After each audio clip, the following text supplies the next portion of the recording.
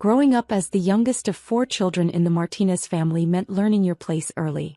While my brothers Kevin, Miguel and Danny were groomed for important work, I was always the one expected to serve others. At family gatherings, I cleared plates while they discussed business strategy. During holiday dinners, I worked in the kitchen while they sat at the adults' table planning the future of Martinez family restaurants. Emma's the practical one, Mom would explain to visitors, using her code word for not brilliant. She'll always have work in the service industry. The family restaurant chain that started with my grandparents' taco truck had grown to 12 locations across Texas, and everyone assumed I'd spend my life taking orders and wiping tables while my brothers handled the real business. What they didn't know was that I'd been quietly building something else entirely. While they saw a community college graduate working double shifts, I'd actually been running a series of increasingly successful online ventures since age 16. My e-commerce platform for artisan crafts had been acquired for $2.3 million when I was 22. My food delivery app patent had been licensed to 3 major companies for $8.7 million. By 25, I controlled a network of investments worth over $40 million. But to my family, I was still just Emma the waitress who didn't understand real business. The breaking point came during our quarterly family meeting in January. Kevin had called everyone to discuss the major expansion he'd been planning for months, 5 new locations that would double our restaurant footprint. The conference room at our flagship location buzzed with excitement as my brothers spread architectural plans across the mahogany table. "This expansion represents the future of Martinez family restaurants," Kevin announced, adjusting his expensive tie. He'd positioned himself as the family business heir apparent after getting his MBA from UT Austin. "We're talking about $3.2 million in investment, but the projected returns are substantial." Miguel, our supposed financial genius with his accounting degree, nodded enthusiastically. "The numbers look solid. We can secure the funding through our existing credit lines and the cash reserves we've built up." Danny, the operations expert, pointed to locations on the map. "I've already scouted these sites. Prime real estate in growing neighborhoods. We could have all 5 locations operational within 18 months. I sat quietly in the corner, having learned long ago that my input wasn't welcome at these meetings. Officially, I was there because I held a small percentage of company stock, a token amount given to all family members when the business incorporated. What they didn't realize was that my small percentage had grown significantly over the years through careful acquisitions made through shell companies and trusts. Mom presided over the meeting like a corporate queen, her designer blazer and perfectly styled hair reflecting the success she credited entirely to her sons. "This expansion will cement our legacy," she declared. "Finally, we'll be competing with the major chains." Kevin pulled up detailed financial projections on his laptop. "The initial investment breaks down to $640,000 per location. We've got the real estate locked in, the contractors selected, and the equipment suppliers lined up. All we need is final approval to move forward." "What about market research?" I asked quietly, genuinely curious about their planning process. The room fell silent. Miguel rolled his eyes. "Emma, this isn't really your area of expertise." "We've done extensive market analysis," Kevin said dismissively. "This is sophisticated business strategy, not order taking."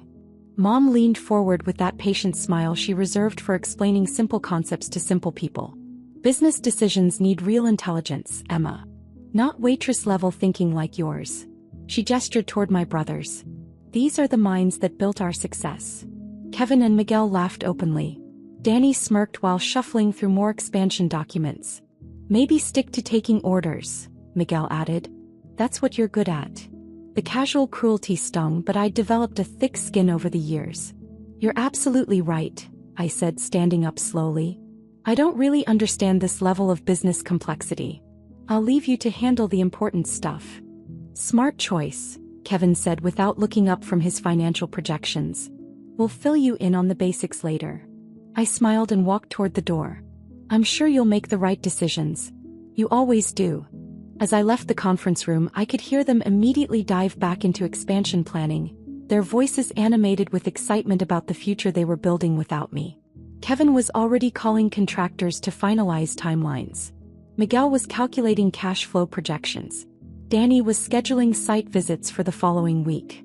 I drove home to my modest apartment, the one my family thought I could barely afford on my waitress salary. They had no idea that I'd actually bought the entire building 2 years earlier as an investment property. The monthly rent payments from my neighbors more than covered all my living expenses, but maintaining the illusion of financial struggle had become second nature. That evening, I sat in my home office reviewing the quarterly reports from my investment portfolio.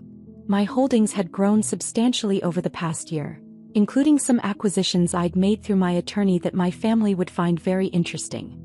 Among my various investments was a 78% controlling stake in Martinez Family Restaurants, acquired gradually over 5 years through a series of carefully structured transactions. It had started when the family business needed capital for equipment upgrades 3 years earlier. Kevin had approached several investors, but the terms were unfavorable. Through my lawyer, I'd offered financing through a silent partnership structure, allowing the family to maintain operational control while I provided the necessary capital. The arrangement was so discreet that even our family accountant wasn't fully aware of the ownership structure. Over time, as the business needed additional funding for renovations, equipment, and working capital, my investment had grown. Each transaction was documented properly and filed with the state, but the complex ownership structure kept my identity hidden behind corporate entities. To my family, I was still just a minority stockholder with no real voice in business decisions. But tomorrow's expansion plan would require more than their available credit lines and cash reserves. The $3.2 million investment they'd planned would need approval from the majority shareholder, which, unknown to them, was me. The next morning arrived crisp and clear. I was scheduled for an early shift at our main restaurant, serving breakfast to the regular customers who'd watched me grow up. Mrs. Rodriguez ordered her usual coffee and churros, asking about my family with genuine warmth. "Your brothers are doing so well with the business expansion," she said proudly. "Your parents must be so proud of all their successful children." I smiled and refilled her coffee. "They're definitely excited about the future." Around 10:30, I was clearing tables when Kevin burst through the restaurant doors, his face flushed with panic. Miguel followed close behind, clutching his phone like a lifeline. Danny brought up the rear, looking confused and worried. "Emma," Kevin called out sharply. "We need to talk. Now." I set down the coffee pot and walked over calmly. "What's going on?" "Our accountant just called," Miguel said, his voice tight with stress. "Apparently, the expansion can't proceed without approval from some silent partner we've never heard of." Kevin was pacing now, running his hands through his hair. "This makes no sense. We've been planning this expansion for months. We have the funding secured. How can some mystery investor just block our entire plan?" I wiped my hands on my apron, maintaining the calm demeanor that had served me well over the years. "That does sound complicated. What did the accountant say exactly?" "He said the silent partner owns 78% of the company," Danny explained, looking genuinely bewildered. "According to the ownership documents, any major expenditure over $500,000 requires their written approval." Kevin slammed his fist on the nearest table, making the salt and pepper shakers jump. "This is ridiculous. We built this business. We run every aspect of operations. How can some faceless investor have veto power over our decisions?" Miguel was scrolling frantically through his phone, probably trying to reach their lawyer. "The accountant said all the documentation is legitimate. Filed with the state, everything properly recorded. But the ownership structure is so complex that he never realized how much control this silent partner actually has." "What I don't understand," Danny said slowly, "is how we never knew about this. I mean, 78%. That's massive. How does someone accumulate that much ownership without us knowing?" I continued wiping down tables, listening to their increasingly frantic discussion. "Maybe they need more information from your accountant? Sometimes these business structures are complicated." Kevin whirled around to face me, his frustration boiling over. "Emma, this is serious business crisis management. Can you please just focus on your tables and let us handle this?" "Of course," I said quietly. "I'm sure you'll figure it out." But their crisis was just beginning. Over the next hour, their phone calls multiplied. The lawyer confirmed that the ownership structure was legally binding. The bank explained that the loan approval was contingent on majority shareholder consent. The contractors wanted to know if they should proceed with site preparation or put everything on hold. Mom arrived around noon, her usual composed demeanor cracking under pressure. "This is a disaster," she announced, surveying her 3 sons huddled around their phones and laptops. 20 years building this business and some stranger can just shut down our growth? "We're trying to find out who this silent partner is," Kevin explained, his voice strained. "The lawyer says the ownership is held through multiple corporate entities and trusts. It could take days or weeks to trace back to the actual person." Miguel looked up from his laptop. The accountant found some of the original investment documents. "This person has been providing capital for years. Equipment purchases, renovations, working capital loans. Every time we needed funding, they provided it through these shell companies." "Well, obviously we need to contact them immediately," Mom declared. "They need to understand that this expansion is crucial for our family business.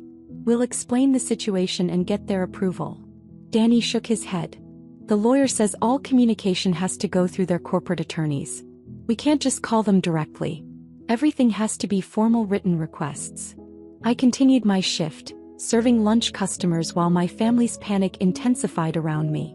The irony wasn't lost on me. They'd spent the morning dismissing my intelligence, and now they were frantically trying to understand a business structure I'd carefully built over 5 years. Around 2 o'clock, I took my scheduled break and stepped outside to make a phone call. My corporate attorney, Margaret Chin, answered on the second ring. "Emma, I assume you're calling about the Martinez family restaurant situation?" "Yes. I think it's time to reveal the ownership structure. Can you set up a meeting for this afternoon?" "Absolutely. I'll call their lawyer and arrange for a conference at our office at 4 o'clock. Should I prepare the full disclosure documents?" "Everything. Ownership percentages, investment timeline, the complete financial picture. They want to understand who their silent partner is, so let's show them." Margaret's voice carried a hint of amusement. "This should be interesting. I'll have all the documentation ready." I returned to work for the rest of my shift, watching my family's stress levels rise as they fielded more calls from contractors, suppliers, and investors. Their confident expansion plans had crumbled in a matter of hours, replaced by the reality that they weren't actually in control of the business they thought they owned. At 3:30, I changed out of my uniform and into the professional attire I kept in my car for occasions like this. The transformation from waitress to businesswoman was something I'd perfected over the years, part of maintaining the careful balance between my public identity and my private success. Kevin looked surprised when he saw me approaching their table in business attire. "Emma, what are you doing?" "I'm coming to the meeting with your silent partner." Miguel frowned. "This isn't really something you need to be involved in. It's complicated business stuff." "I think I should be there," I said simply. "I might learn something." Mom sighed dramatically. "I suppose it won't hurt to have you observe. Maybe you'll finally understand how real business works." The drive to Margaret's law office was tense. Kevin drove while Miguel called ahead to confirm the meeting details. Danny reviewed their expansion plans one more time, hoping to present a compelling case to the mysterious investor. Mom practiced her speech about family legacy and business vision. Margaret's office occupied the top floor of downtown Austin's most prestigious business tower. The receptionist ushered us into a conference room with floor-to-ceiling windows overlooking the city. The polished mahogany table was surrounded by leather chairs, and the walls displayed Margaret's impressive collection of corporate law awards. "The silent partner should be here shortly," Margaret announced as she arranged documents around the table. "In the meantime, let me review the ownership structure that seems to have surprised you." She spread out a series of charts and legal documents. Martinez Family Restaurants is currently owned 78% by Estrella Holdings, 12% by the Martinez Family Trust, and 10% distributed among individual family members. Kevin studied the documents intently. "So Estrella Holdings is the silent partner that's been providing our funding?" "Correct. Estrella Holdings has invested approximately $12.8 million in the restaurant chain over the past 5 years, in exchange for majority ownership and operational oversight rights." Miguel looked confused. "But we've been running the business independently. No one from Estrella Holdings has ever interfered with our decisions." Margaret smiled. "The ownership structure allows for operational independence as long as major expenditures stay below $500,000. Your expansion plan exceeds that threshold, which triggers the approval requirement." Mom leaned forward, her business instincts kicking in despite her confusion. We need to understand who we're dealing with. Can you tell us about the principal of Estrella Holdings? She'll be here shortly to explain everything herself, Margaret said, checking her watch. In fact, she should be arriving right about now. The conference room door opened and I walked in carrying my briefcase and the coffee I'd picked up from the lobby cafe. Kevin blinked in confusion. Emma, did you get lost looking for the bathroom? I set my briefcase on the table and took the seat across from my family. Actually, I'm exactly where I need to be. Margaret began distributing documents to each family member. Let me introduce you to the principal and sole owner of Estrella Holdings, Emma Martinez. The silence that followed was profound. Miguel stared at the ownership documents in front of him, his mouth slightly open. Danny's expansion plans slipped from his fingers and scattered across the polished table. Mom's practiced composure cracked completely, her confident smile frozen in disbelief. Kevin was the first to find his voice, though it came out as more of a croak. This has to be a mistake. Margaret continued in her professional tone. Ms. Martinez has been the majority owner of Martinez Family Restaurants since 2019, when her cumulative investments exceeded the 50% threshold. Her ownership increased to 78% following the equipment upgrade financing in 2021. I opened my briefcase and removed my own set of documents. I've been providing capital for the business through various investment vehicles for years. Every equipment purchase, every renovation, every time you needed working capital, that funding came from my companies. Miguel was frantically flipping through the legal documents.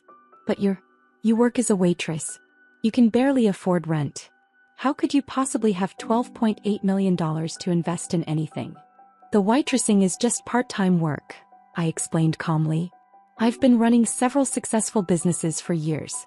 My investment portfolio generates more than enough income to support these ventures. Danny looked like he was trying to solve an impossible math problem. But you live in that tiny apartment.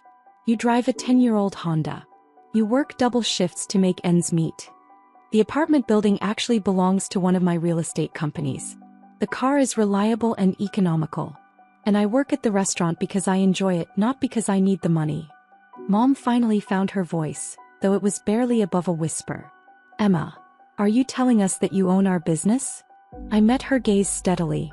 I'm the majority shareholder, yes. Though you've all been doing an excellent job with day-to-day operations. The business has grown significantly under your management. Kevin was shaking his head repeatedly, as if he could make this reality disappear through sheer denial. This doesn't make sense. Yesterday you were asking basic questions about our expansion plans. You said you didn't understand business complexity. I was curious about your market research and financial projections, I clarified. The expansion plan itself is interesting, but there were some aspects I wanted to understand better before approving such a significant investment. Margaret interjected smoothly. Ms. Martinez requested this meeting because your expansion plan requires majority shareholder approval. She wants to review the proposal directly with the management team. The next hour was surreal. My brothers, who had spent the morning mocking my intelligence, now found themselves presenting their business plan to me for approval. The expansion that they'd assumed was a foregone conclusion suddenly required them to justify every detail to the family member they'd consistently dismissed. Kevin's presentation was thorough but nervous. He explained the market analysis, the site selection process, and the projected returns, but his usual confidence had evaporated. Every few minutes, he would glance at me with an expression of confused disbelief. Miguel's financial projections were solid, though he stumbled several times while explaining concepts he'd assumed I wouldn't understand. The revenue forecasts and cash flow analyses that he'd presented so confidently the day before now seemed uncertain under my scrutiny.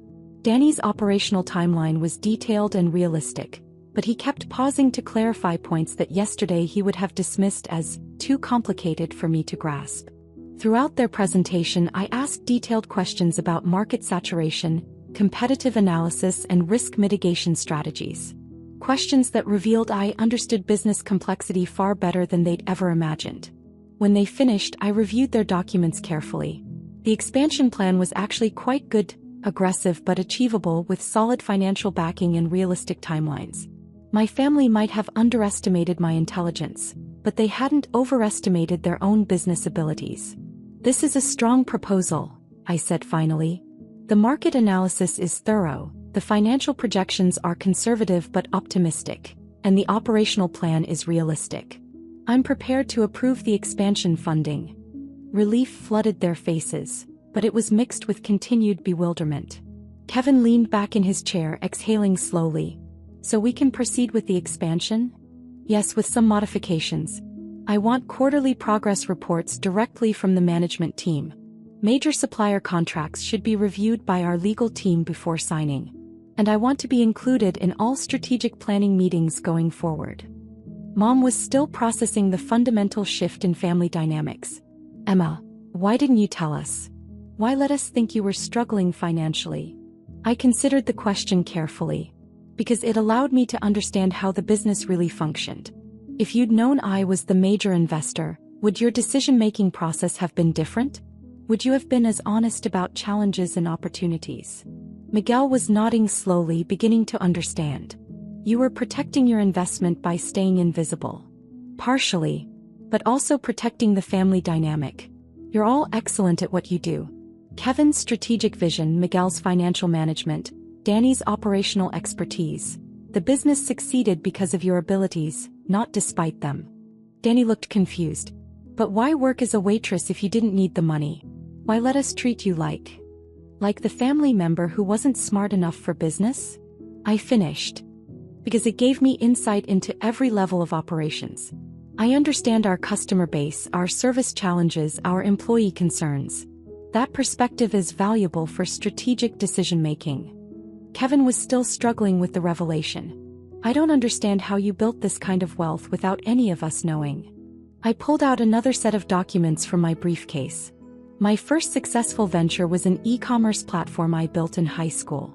It was acquired for $2.3 million when I was 22. I used that capital to fund additional technology ventures, real estate investments, and eventually the restaurant investments. Margaret added, "Ms. Martinez has built a diversified portfolio worth approximately $43 million. The restaurant chain represents about 30% of her total holdings." The room fell silent again as my family absorbed this information. Yesterday's family hierarchy had been completely inverted. The daughter they'd dismissed as lacking intelligence was actually the most financially successful member of the family. The waitress they'd patronized was actually their boss. But the most shocking realization was still coming. Miguel was reviewing the ownership documents again when his expression changed. "Emma, according to these dates you became majority owner in 2019. That's 4 years ago." "Yes." Kevin's voice was tight. "You've been the controlling shareholder for 4 years and you never said anything? You let us make plans, set strategies, celebrate successes, thinking we were building our own business." I met his gaze directly. "You were building your own business. Ownership and management are different things. You've been running operations, making daily decisions, growing the customer base, managing employees. The business succeeds because of your work, not because of my investment." Mom was quiet for a long moment before speaking. "But you could have stopped any decision we made. Changed any strategy. Overruled any plan." "I could have. But why would I interfere with success? The business has grown substantially under your management. Revenue is up 340% since 2019. Customer satisfaction scores are excellent. Employee turnover is below industry average. You've been doing everything right." Danny was shaking his head in amazement. "So when we celebrated hitting $2 million in revenue last year, I was celebrating too. Your success is my success. We're family and we're business partners even if you didn't know it." The meeting concluded with practical arrangements. Margaret would handle the legal documentation for the expansion approval. I would transfer the necessary funding to cover the $3.2 million investment.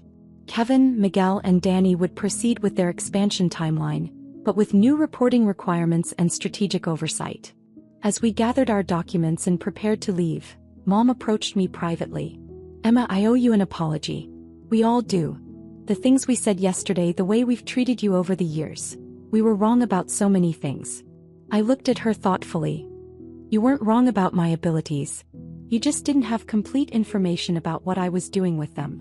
But we should have recognized your intelligence, your business sense, your contributions. Instead, we dismissed you as someone who couldn't understand real business." I smiled, the same calm smile I'd maintained throughout years of family meetings where my input wasn't wanted. "The business speaks for itself.